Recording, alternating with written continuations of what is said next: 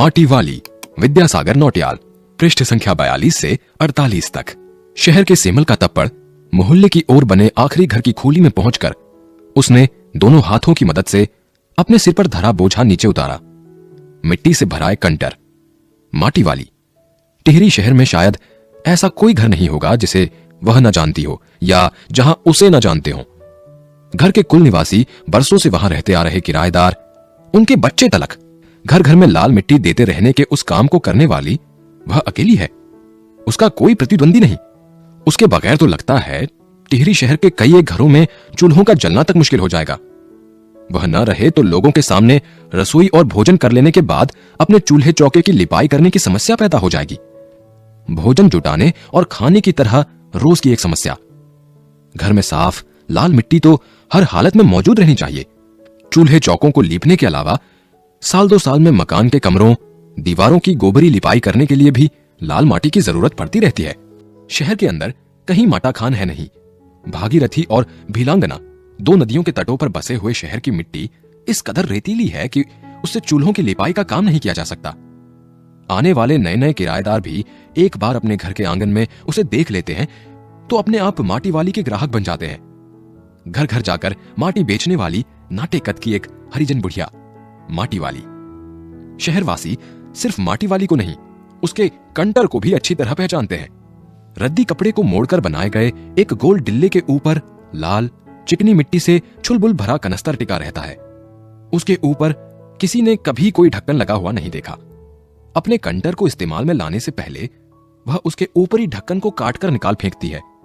ढक्कन के न रहने पर कंटर के अंदर मिट्टी भरने और फिर उसे खाली करने में आसानी रहती है। उसके कंटर को जमीन पर रखते रखते सामने के घर से 9-10 साल की एक छोटी लड़की कामिनी दौड़ती हुई वहां पहुंची और उसके सामने खड़ी हो गई। मेरी मां ने कहा है जरा हमारे यहां भी आ जाना। अभी आती हूं। घर की मालकिन ने माटी वाली को अपने कंटर की माटी कच्चे आंगन के एक कोने पर उडेल देने को कह दिया। तू बहुत भाग्यवान है, चाय के टाइम पर आई है हमारे घर। भाग्यवान आए खाते वक्त। वह अपनी रसोई में गई और 2 रोटियां लेती आई। रोटियां उसे सौंपकर वह फिर अपनी रसोई में घुस गई।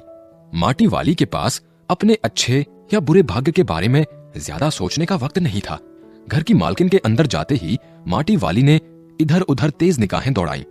हाँ, इस वक्त वह अकेली थी, उसे कोई देख नहीं रहा था। उसने फौरन अपने सिर पर धरे डिल्ले के कपड़े के मोड़ों को हड़बड़ी में एक झटके में खोला और उसे सीधा कर दिया।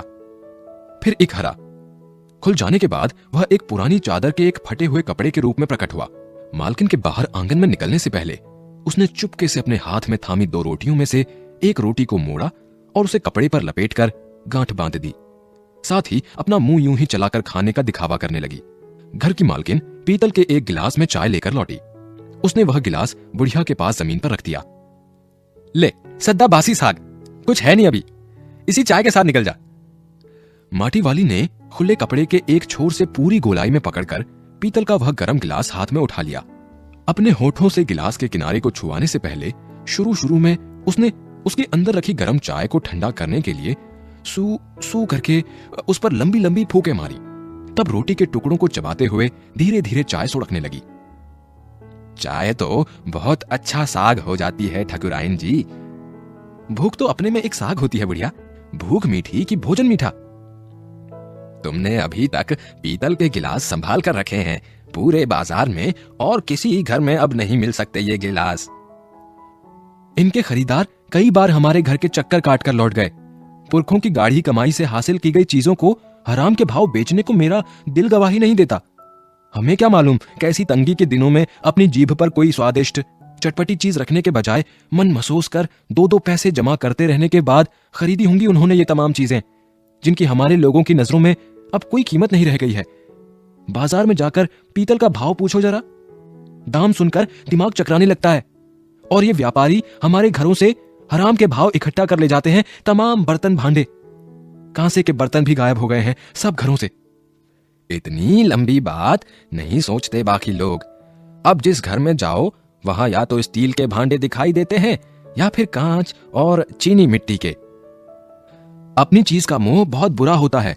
मैं तो सोचकर पागल हो जाती हूं कि अब इस उम्र में इस शहर को छोड़कर हम जाएंगे कहां।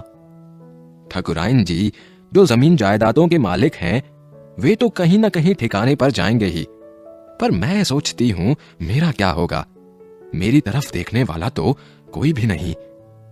चाय खत्म कर माटी वाली ने एक हाथ में अपना कपड़ा उठाया, दूसरे में खाली कंटर, और खोली से बाहर निकलकर सामने के घर में चली गई। उस घर में भी कल हर हालत में मिट्टी ले आने के आदेश के साथ उसे 2 रोटियां मिल गईं। उन्हें भी उसने अपने कपड़े के एक दूसरे छोर में बांध लिया। लोग जाने तो जाने कि वह ये रोटियां अपने बुढ़े के लिए ले जा रही है। उसके घर पहुंचते ही अशक्त बुढ़ा कातर नजरों से उसकी ओर देखने लगता है। वह घर में रसोई बनने का इंतजार करने लगता है। आज वह घर पहुंचते ही 3 रोटियां अपने बुढ़े के हवाले कर देगी। रोटियों को देखते ही चेहरा खिल उठेगा बुढ़े का।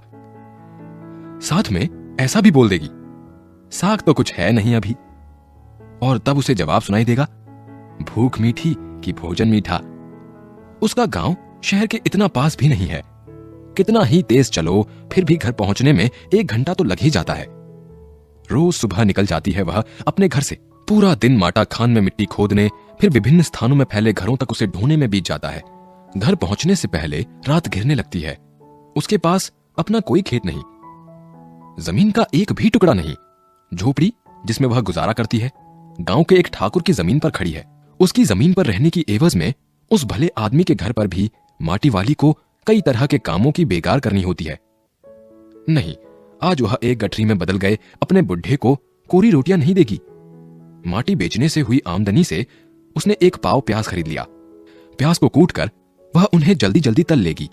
बुढ़े को पहले रोटियां दिखाएगी ही नहीं, सब्जी तैयार होते ही परोस देगी उसके सामने 2 रोटियां।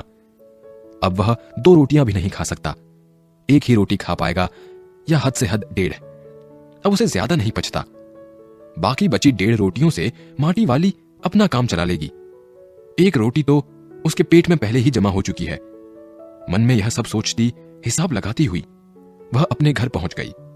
उसके बुढ़े को अब रोटी की कोई जरूरत नहीं रह गई थी।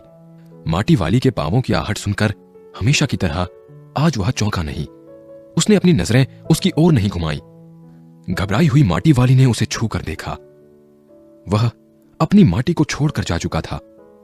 टिहरी बांध पुनर्वास के साहब ने उससे पूछा कि वह रहती कहां है। तुम तहसील से अपने घर का प्रमाण पत्र ले आना। मेरी जिंदगी तो इस शहर के तमाम घरों में माटी देते गुजर गई साहब। माटी कहां से लाती हो? माटा खान से लाती हूं माटी। वह माटा खान चढ़ी है तेरे नाम? अगर है तो हम तेरा नाम लिख देते हैं। माटा खान तो मेरी रोजी है साहब। बुढ़िया, हमें जमीन का कागज चाहिए, रोजी का नहीं। बांध बनने के बाद मैं क्या खाऊंगी साहब? इस बात का फैसला तो हम नहीं कर सकते, वह बात तो तुझे खुद ही तय करनी पड़ेगी। टिहरी बांध की 2 सुरंगों को बंद कर दिया गया है। शहर में पानी भरने लगा है। शहर में आपाधापी मची है। शहरवासी अपने घरों को छोड़कर वहां से भागने लगे हैं। पानी भर जाने से सबसे पहले कुल शमशान घाट डूब गए हैं। माटी वाली अपनी झोपड़ी के बाहर बैठी है।